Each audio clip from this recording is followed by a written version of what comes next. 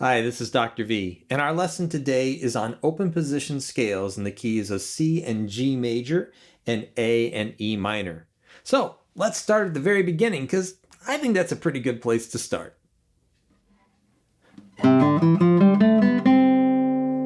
Does that sound familiar?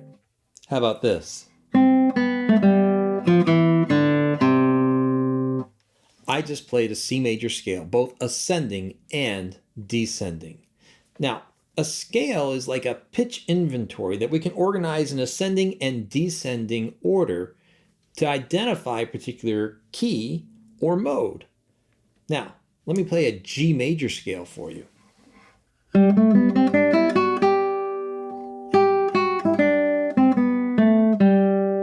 Wow, there's a striking similarity between the two, right? They sound very much the same, even though the first scale I started with a C and the second one I started on a G. So why do they sound so similar? It's because they share a secret formula. And that secret formula is whole step, half step, whole step, half step. So let's take a look at G major with that formula.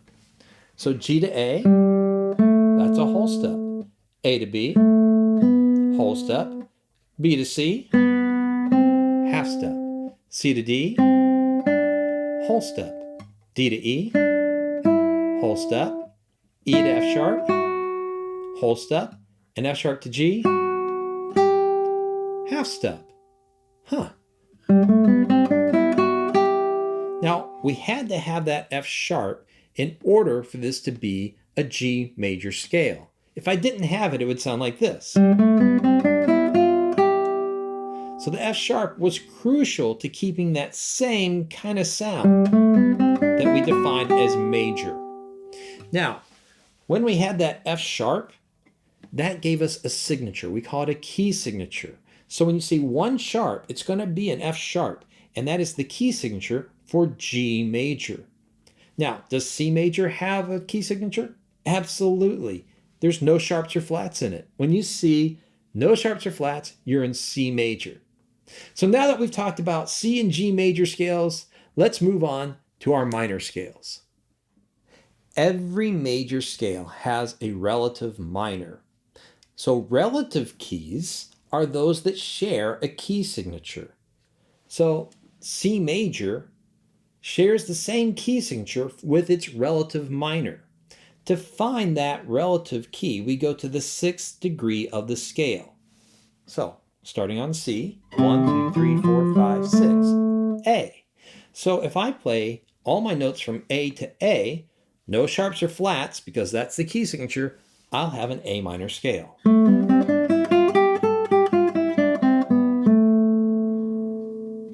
Now, to find the relative of G, we go to the 6th degree of the scale. So, 1, 2, 3, 4, 5, 6. E. So E minor is the relative to G major.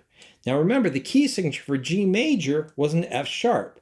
That means that my E minor scale has to have that F sharp as well. So it's all my notes from E to E with an F sharp.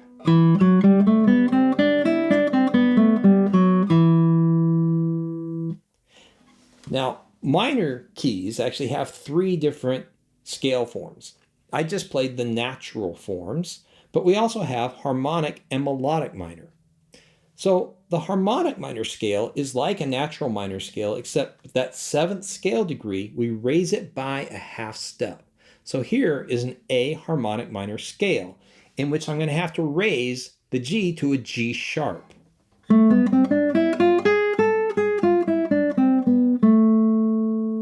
And here is the E harmonic minor scale, in which I'll raise the D to a D sharp.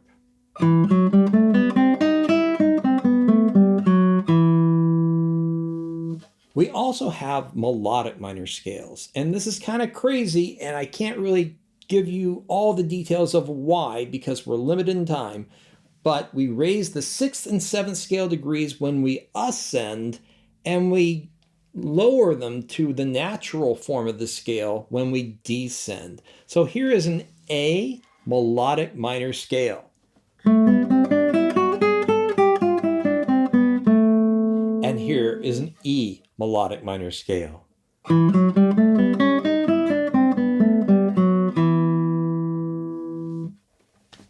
let's go practice. To better understand our open position scales, I like to go through the full range of that position with these scales. And here's what I mean. Here's C major. I don't stop here.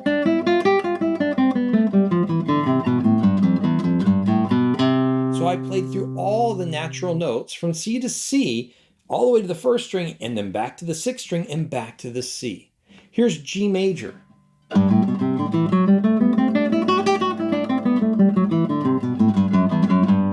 Or A minor.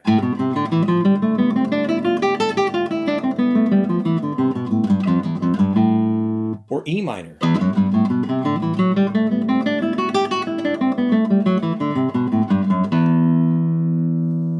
There are many, many scale exercises that you can play. I have a few that are attached on this YouTube, so I hope you enjoy those. And as always, happy practicing.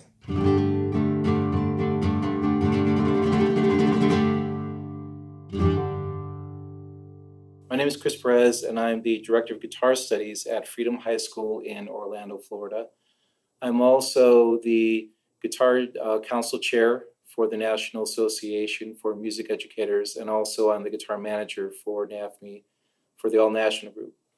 So glad that you're able to join us today for another lesson in our Foundation segment. Today, we're going to be talking about and working through more chord shapes for the guitar, including the E, D minor, D, and A. Now, we need to be reminded that as we look at the chord chart, it's as if you're looking at the guitar straight on.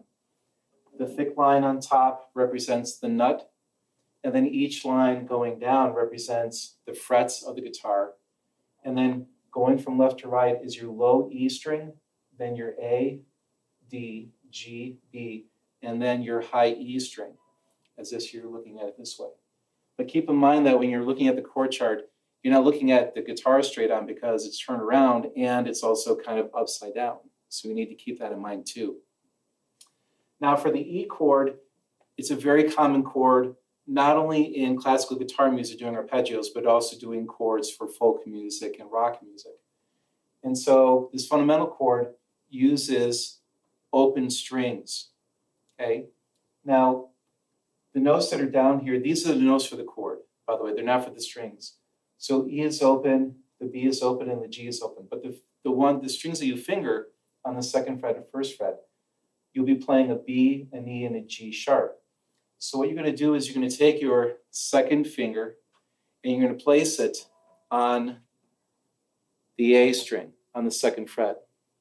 Your third finger you're going to place on the D string on the second fret. And then your first finger, you're placing it on G on the first fret. And then forming that shape represents your E major chord, right? E major. The next chord that we have is D minor. Now, this one is kind of a funny shape, okay? So your first finger is going to go on your high E string on the first fret. That's the first finger, goes right here, okay? Then your second finger, you need to reach over the B string to be on the second fret of your G, your third string. So it reaches over like that, okay? So you have this shape right here, that part. And then your third finger is going to go on the third fret of your B string. The biggest thing that you need to make sure of is that you have good hand position and that you're keeping your fingers curved over. And a lot of that's going to come from making sure that your thumb is placed properly behind the neck. You don't want your thumb riding on top. You want to have your thumb behind the neck. That'll allow your fingers to curve over, and then you'll be able to reach the strings, because a common mistake that some guitarists will do is with your third finger, if it's not curved over, what happens is that you're muting the E string by mistake. You won't be able to play your F. And now with the notes that are here, it's D is open. Your second finger is going to finger an A. Third finger is going to finger a D, and then your first finger is going to finger an F. Okay? Now, what I teach my students with this is, with the chord, is yes, you can strum the D string on down. You can do that. But sometimes I think it's okay to also strum the A string as well, because the A is a part of the D minor chord. And it's also going to be a part of the D chord, which we'll cover in a second. So if you wanted to kind of do high def, have a little more harmonics in the sound, you could do that too. You could hit the A string as well. D is okay. Hitting the A. A little more harmony with that. Okay? The next chord after that is your D chord. Again, it could be a 4-string chord, but also you can add the A string to it if you wanted to add that as well. So this one, it forms a triangle. Okay? There's another shape which is a D7, which is kind of like the opposite of this. So with this one, what you're going to do is you're going to form a peace sign. And you're going to place that, your first finger will be on the G, 2nd fret, and then your second finger is going to be on the E string on the 1st fret. On the 2nd fret. Then your third finger is going to reach over to the 3rd fret of your B to form that. And now you have your triangle, just like you do have the triangle here in the picture. And then the notes that you're going to play from that is your D. D is open. A, you're fingering with your first finger. The D, you finger with your third finger. And then your F sharp, you finger with your second. And that's how you have your D chord. Okay, your D chord. The last one that we're going to cover now is our A major shape. Now this one, 5 strings. Your A string will be played open, your E string will be played open. That's why these open circles are here. The X, you don't play the string. Open, you do play the string. Now the fingering for this is you just stack them together, okay? First finger, second finger, third finger. D string, G, and then the B string. All right there in the 2nd fret. You could stack them together. And that is your A chord. Now, one thing you can also do if you wanted to is you could substitute this, and I'll write this on the board here, is you're able to leave your 3rd finger as it is, third finger, but then also if you wanted to switch your 1st and 2nd finger, so your 2nd finger could go here, your 1st finger can go there, you're kind of forming a different triangle. So it looks like this. Instead of stacking it together like that, and maybe some of you, your fingers are kind of wide and it's kind of hard to fit all of your fingers into that space. Sometimes I tell my students it's okay to switch your 1st and 2nd finger. Just switch them around. Still keep it in the 2nd fret. But then what you're able to do is you're able to still play the chord in front chord too. Okay? So we have that. All right? So thank you for coming and checking out this lesson. Hopefully these chords that we covered today will aid you in the music making that you're doing. And we look forward to presenting more sessions and things for you in the future. So hope you have a good day, and we'll catch you all soon. Thank you very much.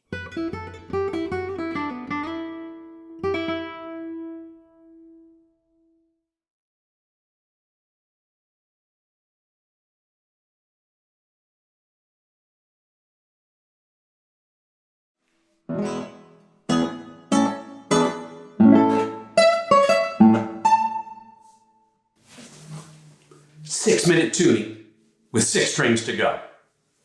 Let's see what we can do. Moving beyond tuning to a tuner and looking at the visual. Moving beyond possibly tuning one string to the next. A very common next step when you start to realize there are a lot of overlapping notes on our instrument. And you can tune one string to the next, and that string to the next. But it becomes a little vicious game of telephone, where the story doesn't quite remain the same by the time it makes it, in this case, to the last string. So let's find a way to reference a single string for everything. In fact, let's find a way to reference a single string and reference the same note. So we're only ever listening for one thing. And that thing I want you to listen for is rhythm or pulses. When I tried to learn how to be in tune, it was this mystery of you're in tune, you're out of tune. You're too high, you're too low, it's sharp, it's flat. When I started to listen to pulses, waves, rhythm, and working towards the absence of rhythm,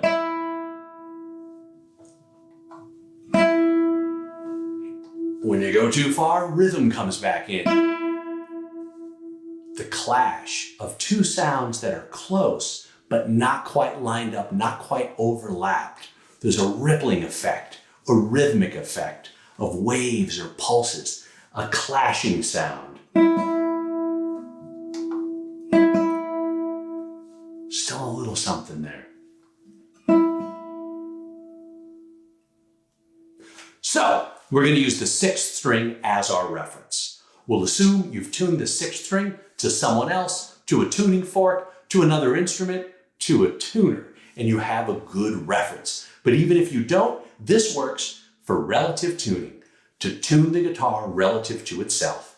We're going to use harmonics. We touch the string. We dampen the fundamental sound by lightly touching it. Go for the center of your fingerprint. You can find all sorts of cool sounds. Shout out to Eddie Van Halen. And those harmonics that are up and down every string, there's two exact spots that I would like you to isolate. Right over the 5th fret, right over the 12th fret. I used the center of my fingerprint, gave it a good pluck.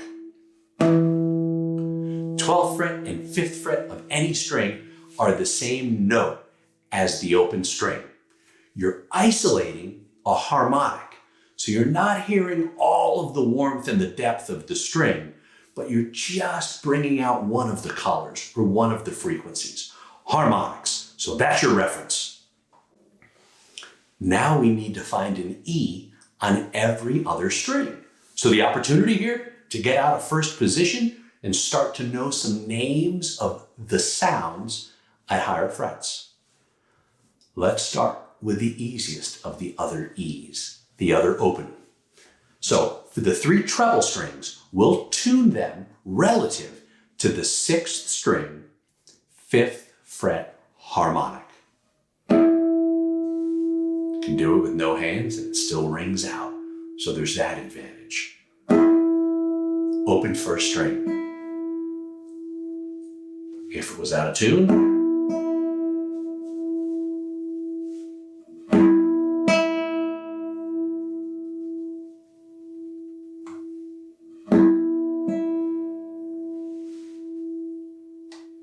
second string, 5th fret, fretted note. It's also an E. It's the same E. A little warmer color as the strings get thicker. As high as we're gonna go. 3rd string, 9th fret. Try and push the string directly against the fingerboard without bending it. If you're out,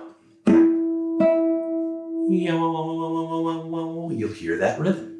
If you want to get fancy, you can do a reach around.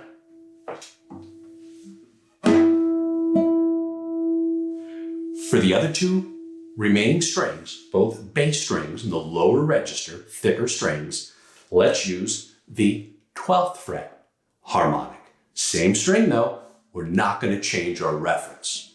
Lower, still an E. 5th string, 7th fret. Same note.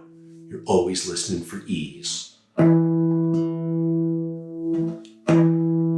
4th string, 2nd fret.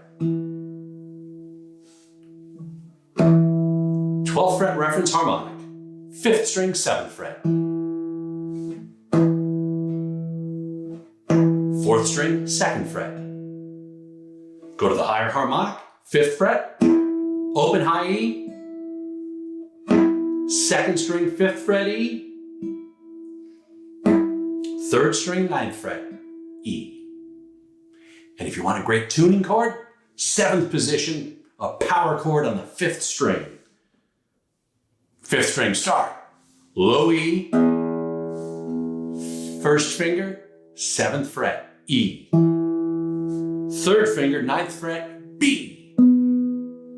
Pinky tucked under, up on its tip.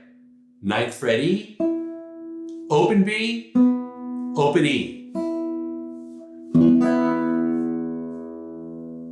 Not a major or a minor chord, a power chord. Tuning with the same reference. Harmonics, your low E string. 12th fret, 5th fret harmonics, find E's everywhere else. Learn to really hear. Develop that ear. Listen for rhythm. Fine tune beyond the digital tuner.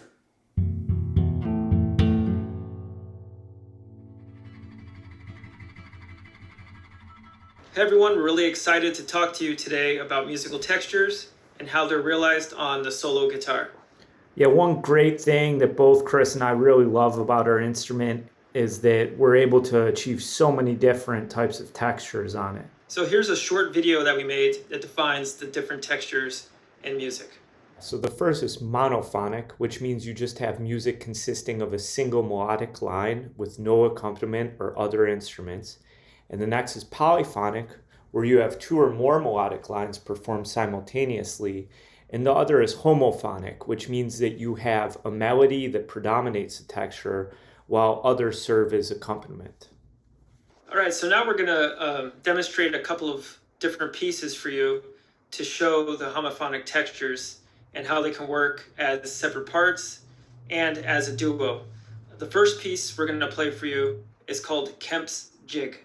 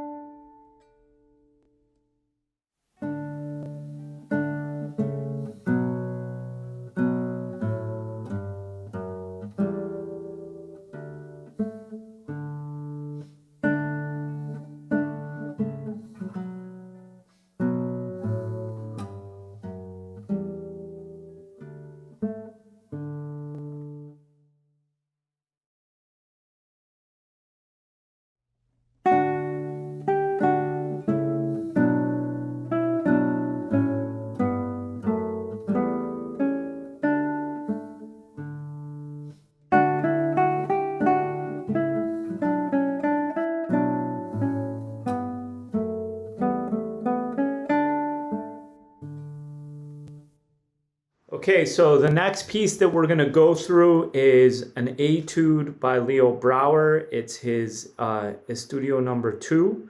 And this is a really great piece to practice bringing out different voices.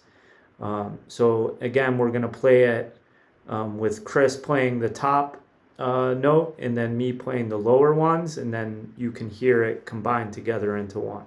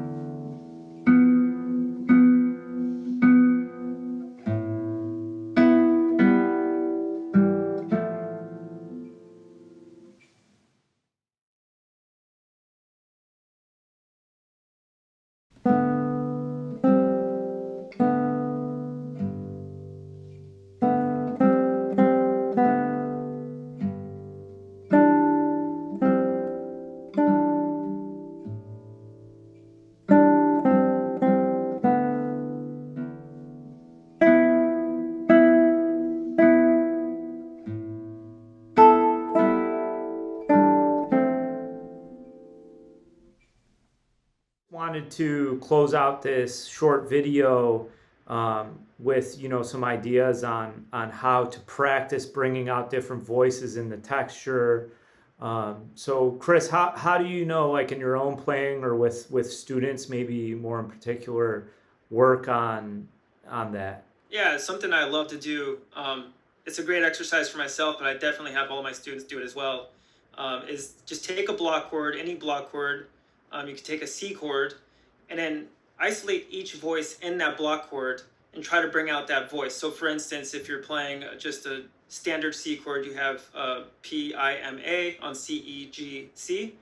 You want to take your A finger first, push it in just a little bit, and then play all of the notes, but your A finger's gonna be pushed in more, so you bring out that voice. Then you do the same thing on the open G with the M finger, which is a little bit harder, and the I finger is also a little bit harder. You're gonna notice that the inner voices are harder to bring out, and you can do the same thing with your thumb. And the thumb is actually a great exercise to, if you want to play a little bit softer with the thumb, because the thumb is a lot of times just overpowers the other voices. Yeah, it's great though. That Brouwer etude too is great to do that with too, because the inner voice, you know, can be the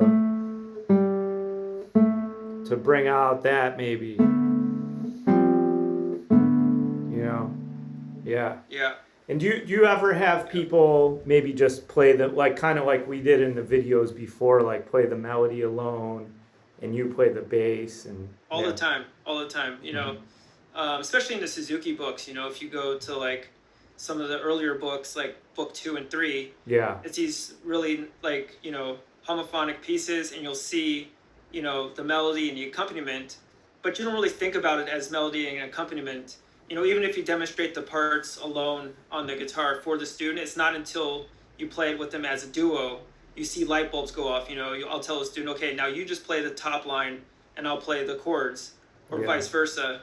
And then right there, they're going to automatically hear, especially for future pieces. Yeah, and they just start to naturally give weight to it too, the melody. Yeah, exactly. Yeah, you know, even when we were talking about some like early pieces, early repertoire to do for this video, it's like even looking at Adelito, like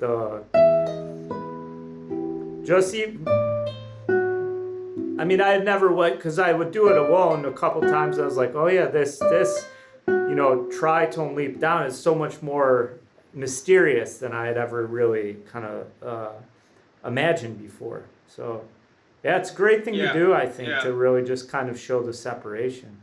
Yeah, and I think you've probably done it before, but if you want to challenge some students who are more intermediate and advanced, have them sing the melody and play the accompaniment themselves, you know, so they're actually singing and playing at the same time. Yeah, for sure. That's great to do. Well, I hope you guys enjoyed the series here about homophonic texture, and we'll see you next time.